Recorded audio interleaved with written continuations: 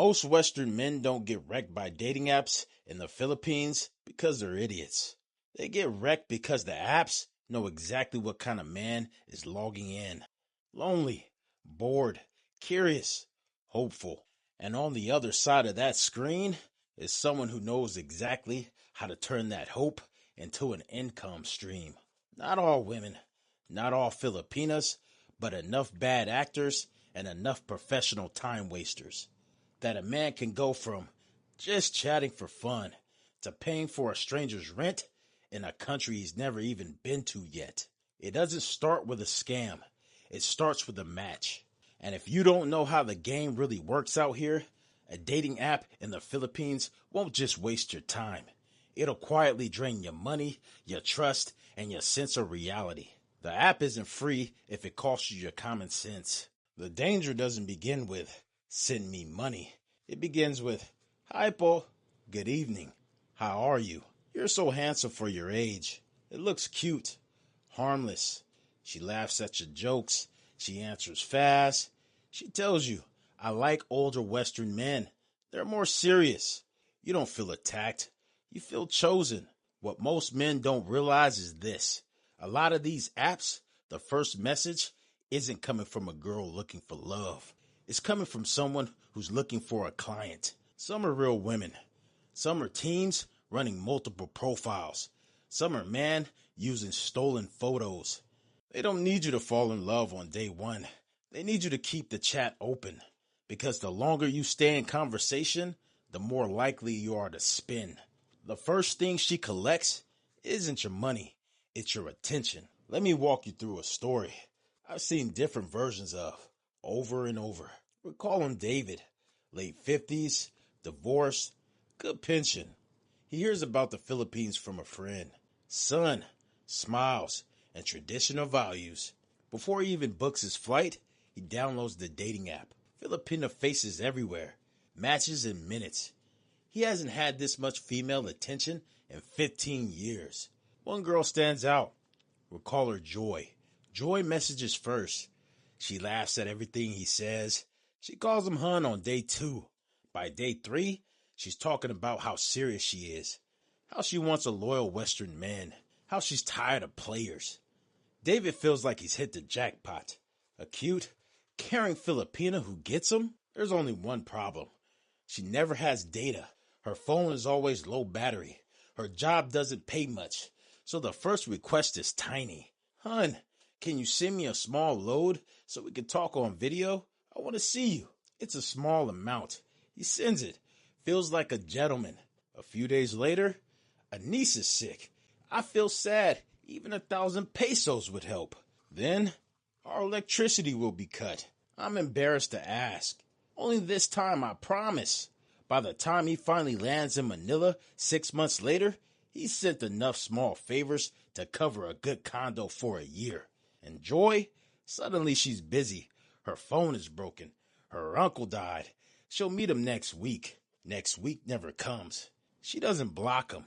She just starves him slowly of responses until he gives up or she finds a richer target. David didn't come to the Philippines for a relationship. He came with one already running in his head. The only thing that was real was the money leaving his account. He never met the girl of his dreams. He only met the bill for the fantasy. Most men think a scam is about the amount. It's not. The real play is an emotional rhythm. Good morning messages, voice notes, sleep well, my love, random selfies throughout the day. This isn't affection. It's programming. She's teaching your brain to expect that tiny bit of validation every few hours. Now connect that to the money. Load equals more time with her. Money for food equals I'm thinking of you while I eat.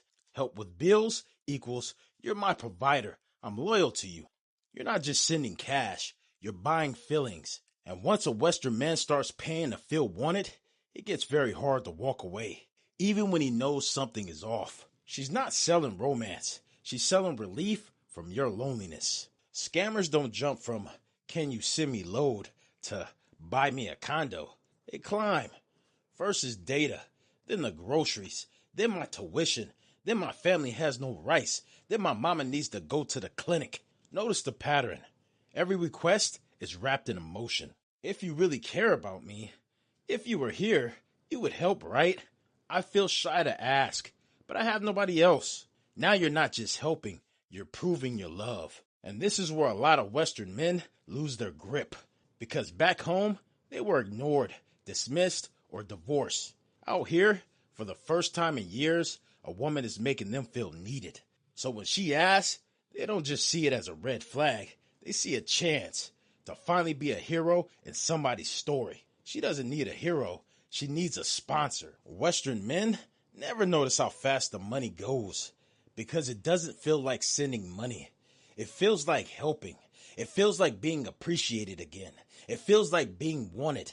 A little load here, a small grocery top up there, a medical emergency that always happens at night, a request that always starts with, "I'm embarrassed to ask."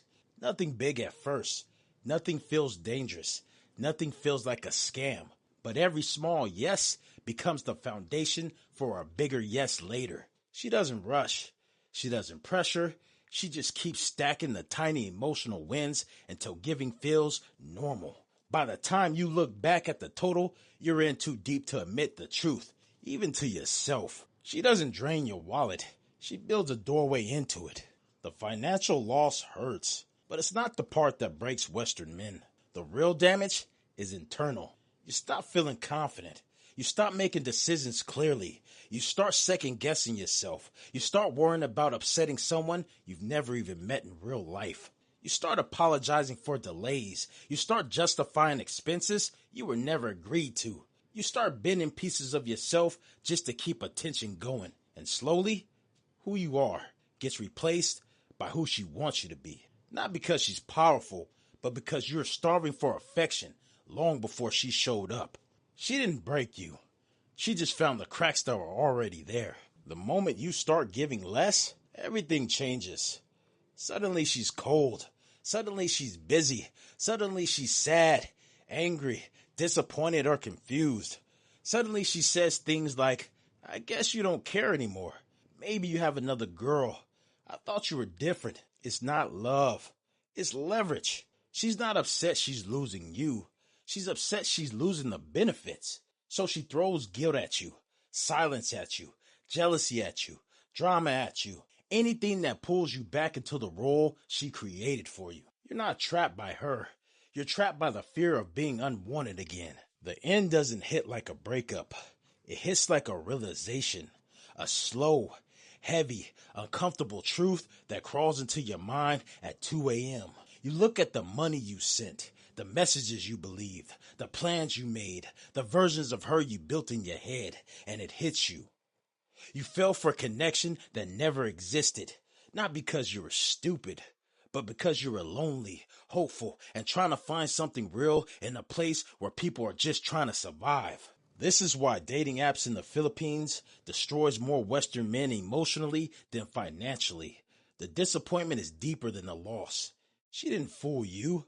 You fooled yourself because you wanted it to be real. Here's the truth most Western men don't understand. Dating apps out here aren't dangerous. Your expectations are. You're not chatting with a fantasy. You're chatting with someone who might see you as a provider, a solution, a resource, a ticket, a monthly budget. Some women are genuine, absolutely. But the wrong ones, they know exactly how to talk to a Western man who's tired of Western dating, tired of disrespect, tired of feeling invisible. They know the right words, the right timing, the right emotional buttons. And if you enter those apps unprepared, you're not meeting a woman.